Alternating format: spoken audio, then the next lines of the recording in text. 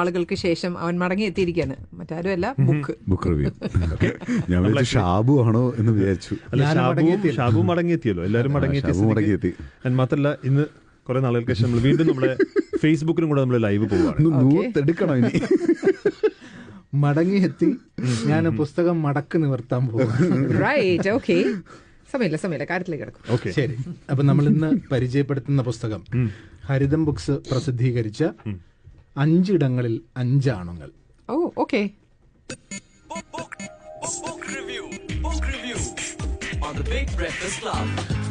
ഈ ഒരു പുസ്തകത്തിന്റെ പുറംചട്ട തന്നെ കണ്ടപ്പോഴത്തേക്ക് അതിനകത്ത് 5 ഫേസസും കൊടുത്തിട്ടുണ്ടല്ലേ. ഈ 5 പേരെ പറ്റിയിട്ട് തന്നെ ആയിരിക്കണം ഇതിലും പ്രതിപാദിക്കുന്നത്. ഒരു സിനിമ ടൈറ്റിൽ പോലെ തോന്നുന്നില്ലേ? അതെ അതെ. മാത്രമല്ല കഥകൾക്കും ഏകദേശം അങ്ങനെ ഒരു തിരക്കഥ. കാരണം 4 പെണ്ണുങ്ങൾ, അതുപോലെ തന്നെ ആണും പെണ്ണും എന്നൊക്കെ പറഞ്ഞിട്ട് കുറെ സിനിമകൾ അത്തരത്തിൽ വന്നിട്ടുണ്ടല്ലോ. ഇതിന് അവതാരിക എഴുതിയിരിക്കുന്നത് ലാൽ ജോസ് ആണ്. അപ്പൊ ലാൽ ജോസ് ആദ്യ പുസ്തകം എഴുതിയ ആളിനെ കുറിച്ച് പറഞ്ഞല്ലോ, അൻതാര ജീവ്. ഇവിടെ UAE തന്നെയാണ് താമസിക്കുന്നത്. അപ്പോൾ അൻതാര ജീവന്റെ ആദ്യ കഥാസമാഹാരമാണ് 5 ഇടങ്ങളിൽ 5 ആണുങ്ങൾ. ഹരിതം ബുക്സ് പ്രസിദ്ധീകരിച്ചിരിക്കുന്നു പറഞ്ഞു. ഇതിനകത്ത് ലാൽ ജോസ് പറഞ്ഞിട്ടുള്ളത് അനുഭവ തീഷ്ണമായ ജീവൽ പ്രതിസന്ധികൾ. 5 ഇടങ്ങളിൽ 5 ആണുങ്ങൾ പെട്ടുപോയവരുടെ കഥാപുസ്തകമാണ്. ആദ്യത്തെ കഥയിലെ ശ്രീജിത്തിനെ പോലെ നനച്ചിരിക്കാത്ത സന്ദർഭങ്ങളിൽ ഒരു സന്ധിയിലെത്തി പെട്ടുപോയവർ തന്നെയാണ് മറ്റു 4 കഥകളിലെ ഭാസ്കർ, ശിവദാസ്, വാസുദേവ്, ബോബി എന്നീ ആണുങ്ങളും. അങ്ങനെ 5 ആണുങ്ങളുടെ കഥയാണ് പറഞ്ഞത്. ഇപ്പോൾ ലാൽ ജോസ് പറഞ്ഞ പോലെ തന്നെയാണ് ഇതിനകത്ത് പെട്ടുപോയവരാണ്. അപ്പോൾ കഥകൾക്കും ഓരോ കഥയുടെയും പേരിനും വളരെ സവിശേഷതയുണ്ട്. ഒന്നാമത്തെ കഥ ശ്രീജിത്ത് ദ ബന്ധിതൻ എന്നാണ്. രണ്ടാമത്തത് ഭാസ്കർ ദ കള്ളൻ. മൂന്നാമത്തത് ശിവദാസ് ദി അച്ഛൻ. 4ാമത്തത് വാസുദേവ് ദ മകൻ. 5ാമത്തത് ബോബി ദ ഗായകൻ. അങ്ങനെ 5 ആണുങ്ങൾ, 5 പലയിടങ്ങളിലായിട്ട് താമസിക്കുന്ന പല മനുഷ്യരാണ്. അവരുടെ ജീവിതത്തിന്റെ ഭാവിയും ഭൂതവും ഒക്കെ ഉണ്ടാവും. പക്ഷെ വർത്തമാനത്തിൽ 1-2 ദിവസങ്ങൾക്കുള്ളിൽ സംഭവിച്ചിട്ടുള്ള ചില കാര്യങ്ങളാണ് ഇതിനകത്ത് കഥയായി പറയുന്നത്. ഈ അൻതാര ജീവ് നർത്തകിയാണ്. മാത്രമല്ല ഷോർട്ട് ഫിലിമുകൾക്ക് തിരക്കഥ എഴുതുന്നുണ്ട്. സിനിമ തന്നെയാണ് ഇഷ്ടവും ലക്ഷ്യവും. അപ്പൊ അതൊക്കെ കൊണ്ടായിരിക്കും ഈ കഥയുടെ ക്രാഫ്റ്റിനകത്ത് ലാൽ ജോസ് പറഞ്ഞിരിക്കുന്നത് അത് തന്നെയാണ്. കാരണം ഈ നമ്മുടെ ചെറുകഥയിലൊക്കെ ഒരുപാട് പരീക്ഷണങ്ങൾ നടക്കുന്ന ഒരു കാലമാണ്. നമുക്ക് പോലും പിടികിട്ടാത്ത വിധത്തിൽ കഥകളെ ഇങ്ങനെ കൊണ്ടുപോകുന്ന ഒരുപാട് പരീക്ഷണങ്ങൾ നടക്കുന്ന ഒരു കാലത്താണ്. വളരെ ഈ ക്രാഫ്റ്റിൽ വലിയ പുതുമ എന്നൊന്നും ലാൽ ജോസും പറയുന്നില്ല. പക്ഷേ ഇതിനകത്ത് പറയുന്നൊരു കാര്യം വെച്ചാൽ കഥയുണ്ട് ഓരോന്നിനകത്തും. അത് പ്രതിസന്ധികളിൽ പെട്ടുപോകുന്ന മനുഷ്യരുടെ കഥയാണ്. അതിനകത്ത് ആദ്യത്തേത് ശ്രീജിത്ത് ദ ബന്ധിതൻ എന്ന് പറയുന്നത് മരണത്തെക്കാൾ ഞാൻ ഭയക്കുന്ന അല്ലെങ്കിൽ നേരിടാൻ മടിക്കുന്ന ഒന്നാണ് അപമാനം. അതും കുറ്റം ചെയ്തിട്ടില്ല എന്ന് തെളിയിക്കാൻ കഴിയാതിരിക്കുന്ന അവസ്ഥയിൽ കഴിയുമ്പോൾ. പ്രത്യേകിച്ചും ഇത്തരം ഒരു ദുരവസ്ഥ എനിക്കൊരിക്കലും വരില്ല എന്ന് വിചാരിച്ചിരുന്നാൽ അതെങ്ങനെ കൈകാര്യം ചെയ്യണമെന്നുള്ള ധൈര്യമോ പോംവഴിയോ ഒന്നും തന്നെ എനിക്കുണ്ടായിരുന്നില്ല. ഇതൊരു നോൺ ലീനിയർ സ്വഭാവത്തിൽ കഥ പറയുന്നു. ആദ്യം പെട്ടുപോയ ഒരാൾ ഇവിടെ ദുബായിൽ തന്നെയാണ്. അദ്ദേഹം ഒരു സംഗീത അധ്യാപകനാണ്. നാട്ടിൽ അത്യാവശ്യമൊക്കെ ഈ കഥകളി സംഗീതജ്ഞനായിരുന്ന മുത്തച്ഛൻ, അല്ലെങ്കിൽ അച്ഛൻ സംഗീത പാരമ്പര്യമുള്ളയാൾ, നന്നായിട്ട് പാട്ടുപാടുന്ന, പാട്ട് പഠിപ്പിക്കുന്ന ഒരാൾ ഇവിടെ UAE പലയിടങ്ങളിലും സംഗീത അധ്യാപകനായിട്ട് പോകുന്ന ഒരാൾ. അദ്ദേഹത്തിനൊരു പെട്ടെന്ന് ഒരു പ്രതിസന്ധി ഉണ്ടാകുന്നു. ആ പ്രതിസന്ധി എന്ന് പറഞ്ഞു കഴിഞ്ഞാൽ ഒരു സുഹൃത്തിന് അദ്ദേഹം നാട്ടിലേക്ക് പോയ സമയത്ത് അദ്ദേഹത്തിന്റെ വീട്ടു സാമാനങ്ങളെല്ലാം കൊറിയറിലേക്ക്, കാർഗോയിലേക്ക് അയച്ചു കൊടുക്കണം. അപ്പൊ അവിടെ നിന്ന് അവർ ആവശ്യപ്പെടുന്നുണ്ട് ഇവിടെ ഈ സാധനങ്ങൾ ഇരിക്കുന്ന ഫ്ളാറ്റിൽ നിന്ന് എത്രയും പെട്ടെന്ന് ഒഴിച്ചു കൊടുക്കണമെന്ന് വാച്ച്മാനും പറയുന്നു. പക്ഷെ ഇദ്ദേഹത്തിന്റെ കയ്യിൽ പെട്ടെന്ന് അത്രയും പണമില്ല. അങ്ങനെ പണം കണ്ടെത്താനുള്ള ശ്രമത്തിനിടയ്ക്കാണ് ഒരു സുഹൃത്ത് 500 ദിർഹം മുമ്പ് കടം വാങ്ങിയിട്ടുണ്ട്. സുഹൃത്തിനോട് പലവട്ടം ചോദിച്ചതാ, പക്ഷെ അത് തിരികെ കിട്ടുന്നില്ല. ഇങ്ങനെയൊക്കെ വിചാരിച്ചിരിക്കുമ്പോഴാണ് പെട്ടെന്ന് ആ സുഹൃത്ത് വിളിച്ച് പറയുന്നു, എന്റെ കയ്യിൽ ആ പണമുണ്ട്, പെട്ടെന്ന് വന്ന് വാങ്ങിക്കൊള്ളൂ എന്ന് പറയുന്നു. ആ സുഹൃത്തിന്റെ അടുത്ത് പോയിട്ട് ഈ 500 ദിർഹം വാങ്ങാൻ പോകുന്ന ഒരു അവസരത്തിലുണ്ടാകുന്ന പ്രതിസന്ധിയാണ്, പെട്ടുപോകുന്നതാണ്. കാരണം ചെന്ന് കയറുന്ന ഫ്ലാറ്റ് എന്ന് പറയുന്നത് മറ്റൊരു അനാശാസ്യം നടക്കുന്ന ഒരു ഫ്ലാറ്റ് ആയിരുന്നു. അവിടെ വെച്ചിട്ട് CID വരികയും പിടിക്കപ്പെടുന്നവരുടെ കൂട്ടത്തിൽ ഈ പറഞ്ഞ ശിവദാസും ശ്രീജിത്തും ഉൾപ്പെടുകയും ചെയ്യുന്നു. ശ്രീജിത്ത് ബന്ധിതനാകുന്നു, അജ്മാനിലെ ജയിലിലേക്ക് കൊണ്ടുപോകുന്നു. കാരണം CID സംബന്ധിച്ചതിൽ ആരാണ് കുറ്റക്കാരനെന്ന് അവരെ സംബന്ധിച്ച് അറിയേണ്ട കാര്യമില്ല. കാരണം ആ ഫ്ലാറ്റിനകത്ത് കണ്ടുപോയ ഒരാളാണ്. അങ്ങനെ അവസാനം പെട്ടുപോവുകയും അദ്ദേഹത്തിന്റെ ജീവിതത്തിൽ ഉണ്ടാകുന്ന പ്രതിസന്ധികളാണ് ഞാൻ പറഞ്ഞില്ല, ഒരു സിനിമാ കഥ പോലെ ഒരൊറ്റ ദിവസം കൊണ്ട് ഒരാളിന്റെ ജീവിതം വഴിമാറി പോവുകയാണ്. കാരണം അതുവരെയും റെസ്പെക്റ്റബിൾ ആയിരുന്ന, എല്ലാവരും ആദരിക്കുന്ന, ഇവിടെ ഒരുപാട് ഷോകളിലൊക്കെ പാട്ട് പാടുന്ന ഒരാളാണ് പെട്ടെന്ന് പെട്ടുപോകുന്നത്. അതാണ് ശ്രീജിത്ത് ബന്ധിതൻ. അത്രയേ ഉള്ളൂ ഈ കഥ. ഞാൻ പറഞ്ഞാല് ക്രാഫ്റ്റിനകത്തുള്ള ഒരു സംഗതിയല്ല, പക്ഷെ ഒരു കഥയുണ്ട് അതിനകത്ത്. എങ്ങനെ അവിടെ നിന്ന് രക്ഷപ്പെടാൻ പറ്റുന്നു എന്നുള്ളതാണ്. ഈ 5 പുരുഷന്മാരെ സംബന്ധിച്ച് എന്തെങ്കിലും ഒരു കോമൺ ആയിട്ടുള്ള ഒന്നും ആകെപ്പാടെ നേരത്തെ ലാൽ ജോസ് പറഞ്ഞ പോലെ പെട്ടുപോകുന്നവരുടെ കഥയാണ്. ഇതെല്ലാവരും ഏതെങ്കിലും ഒരു സന്ദർഭത്തിൽ പെട്ടുപോയി. നമ്മൾ പറഞ്ഞ അതുവരെ നമ്മുടെ ജീവിതത്തിൽ ഒരു പ്രശ്നവുമില്ലാതെ എല്ലാം സ്മൂത്തായി പോകുന്നു. നമ്മൾ എപ്പോഴും പറയില്ലേ, അപ്പോഴാണ് നമ്മൾ ഈ സ്വാതന്ത്ര്യത്തിന്റെ വില അറിയുന്നത്. നമ്മൾ പെട്ടുപോയി, അതിന് ഊരാൻ പറ്റുന്നില്ല. നമ്മൾ തെറ്റ് ചെയ്തിട്ടില്ല എങ്കിൽ പോലും ഒന്നറിയാം, പോലീസ് സ്റ്റേഷനിലൊക്കെ പോയി കഴിഞ്ഞാൽ അവിടെ നമ്മളെ കാണുന്നത് മറ്റുള്ളവരുടെ കൂട്ടത്തിലൊക്കെ നമ്മൾ പറയില്ലേ, നമ്മുടെ വിചാരം പോലും മാറിപ്പോകുന്നു. ഇപ്പോഴും നമ്മുടെ വിചാരം എന്താണ്, ഈ ജയിലിൽ പോകുന്നവരെല്ലാം തെറ്റുകാരാണ് എന്നാണ്. എല്ലാവരും തെറ്റുകാരാവണമെന്നൊന്നുമില്ലല്ലോ, ചിലപ്പോൾ ഏതെങ്കിലും സന്ദർഭത്തിൽ പെട്ടുപോയതും ആയിരിക്കാം. അങ്ങനെ ഒരു പെട്ടുപോയ ഒരാളുടെയാണ് ശ്രീജിത്ത് ദ ബന്ധിതൻ. പിന്നെ രണ്ടാമത്തെ കഥ നേരത്തെ പറഞ്ഞ പോലെ ഭാസ്കർ ദ കള്ളൻ എന്നുള്ളതാണ്. അതൊരു കുറച്ച് ഫാന്റസി നിറഞ്ഞതാണ്. ഒരു ക്ഷേത്രപ്പറമ്പിൽ നിന്ന് ഭണ്ഡാരം മോട്ടിക്കാൻ വേണ്ടിയിട്ട് ഒരാൾ വരുന്നു. അപ്പോഴേക്കും മോട്ടിച്ച് എടുത്ത് അവിടെ നിന്ന്, അതായത് ഭണ്ഡാരത്തിൽ നിന്നുള്ള പണം മാത്രമേ എടുക്കുന്നുള്ളൂ. ഇതെല്ലാം കൂടെ പൊതിഞ്ഞു കെട്ടി വരുമ്പോഴത്തേക്ക് ഒരു ഭീമാകാരനായ ഒരു രൂപം വെള്ള വസ്ത്രമൊക്കെ ധരിച്ചു വന്ന് നിൽക്കുന്നു. അപ്പൊ ഈ നിങ്ങളാണോ ഈ ഇവിടുത്തെ ദൈവമാണോ എന്നൊക്കെ തിരിച്ച് അങ്ങോട്ട് ചോദിക്കുന്നത്. ഇവർ തമ്മിലുള്ളൊരു സംഭാഷണമാണ്. ഇത് നേരെ തിരിഞ്ഞു മറിഞ്ഞു വരുന്നത്. ഞാൻ ആ കഥ പറയുന്നില്ല, കാരണം കഥ പറഞ്ഞു കഴിഞ്ഞാൽ പുസ്തകം വായിക്കുമ്പോഴത്തേക്ക് അത്. പക്ഷെ മൂന്നാമത്തെ ഒരു കഥ നമ്മൾ പറഞ്ഞേ പറ്റൂ, ശിവദാസ് ദി അച്ഛൻ. ഇതിനകത്ത് നമ്മുടെ റേഡിയോയും ഒരു കഥാപാത്രമാണ്.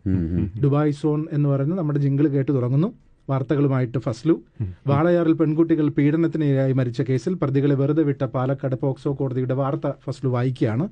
റേഡിയോയിലൂടെ മാത്രം ലോകമറിയുന്ന പലവിധ ജോലികളിൽ ഏർപ്പെട്ടിരിക്കുന്ന അനേകം പ്രവാസികളിൽ ഒരു കൂട്ടർ വളരെ ചെറിയ മുറിയിൽ ഒരു കൂട്ടം തയ്യൽ മെഷീനുകൾക്കിടയിൽ മോട്ടോറിന്റെ ശബ്ദങ്ങളും റേഡിയോയിലെ പാട്ടുകളും നാട്ടുവർത്തമാനങ്ങളും ജീവിത പ്രാരാബ്ദങ്ങളും ഒക്കെ തിങ്ങി നിറച്ച് സ്വപ്നങ്ങൾ മനസ്സിലും അപരിചിതരുടെ ശരീര അളവുകൾ തുണിയിലും നെയ്തുകൂട്ടി ജീവിക്കുന്ന മനുഷ്യർ.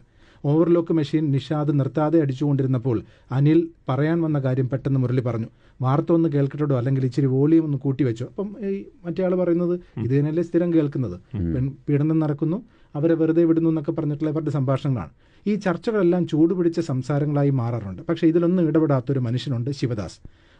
അൽ അഫ്ര ടൈലറിംഗ് ഷോപ്പിലെ മാസ്റ്റർ കട്ടറാണ്. കഴിഞ്ഞ 18 വർഷമായി ഇതേ സ്ഥാപനത്തിൽ തന്നെ ജോലി ചെയ്യുന്നു. പുള്ളിക്ക് പരാതിയില്ല, പരിഭവമില്ല, വളരെ മെലിഞ്ഞൊരു മനുഷ്യനാണ്.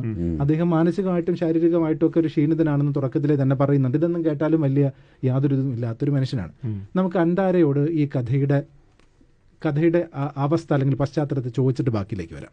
എന്റെ ആദ്യത്തെ പുസ്തകമാണ് ഹരിതം ബുക്സ് പബ്ലിഷ് ചെയ്ത 5 ഇടങ്ങളിൽ 5 ആണുങ്ങൾ. പേര് സൂചിപ്പിക്കുന്നത് പോലെ 5 ഇടങ്ങളിൽ അല്ലെങ്കിൽ 5 സാഹചര്യങ്ങളിൽ ജീവിക്കുന്ന 5 ആണുങ്ങളെ കുറിച്ചുള്ള പുസ്തകം തന്നെയാണത്.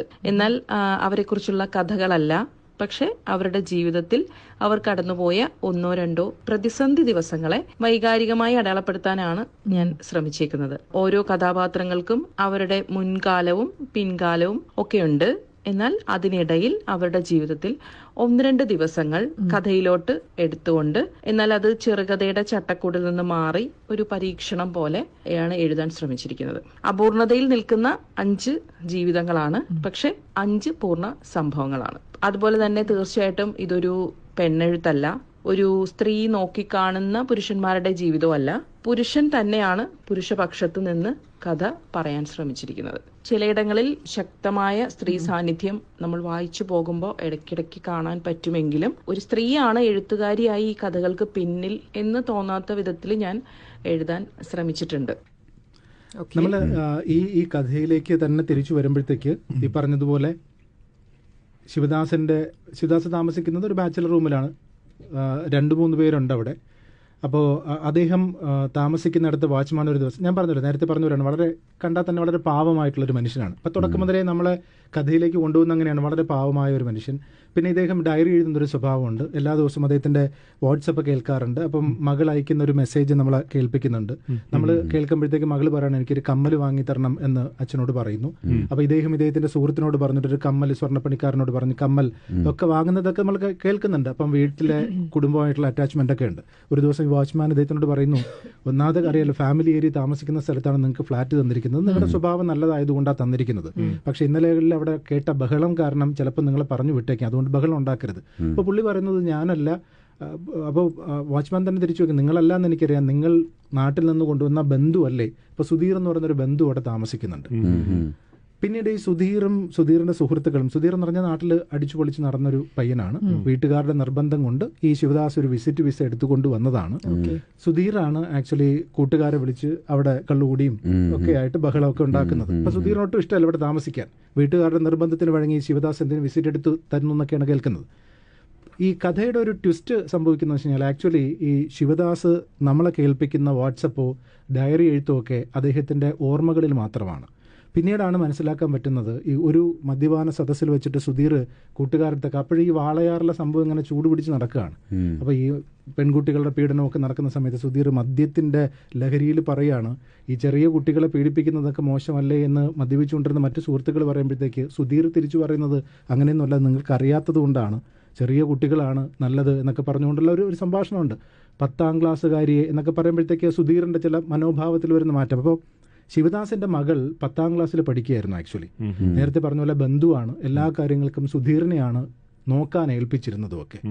നമ്മൾ കേൾക്കുന്നതൊക്കെ നേരത്തെ പറഞ്ഞ ശിവദാസിന്റെ ഓർമ്മയിൽ നിന്നാണ്. അവസാനമാണ് മനസ്സിലാകുന്നത് ആക്ച്വലി അങ്ങനെയല്ല, ഈ സുധീർ ഈ കുട്ടിയെ ഇല്ലാതാക്കുകയായിരുന്നു എന്നുള്ളത്. കുട്ടി മരിച്ചു, കുട്ടി അത് താങ്ങാനാകാതെ കുട്ടി മരിച്ചു, കുട്ടിയുടെ ആത്മഹത്യ ഉണ്ടാക്കുന്നു. സുധീറിനെ ഇവിടേക്ക് കൊണ്ടുവരുന്നത് തന്റെ റിവഞ്ച് എടുക്കാൻ വേണ്ടിയിട്ടാണ് ശിവദാസ് എന്ന് പറയുന്ന ഈ പാവം എന്ന് തോന്നിക്കുന്ന ആ ടൈലർ.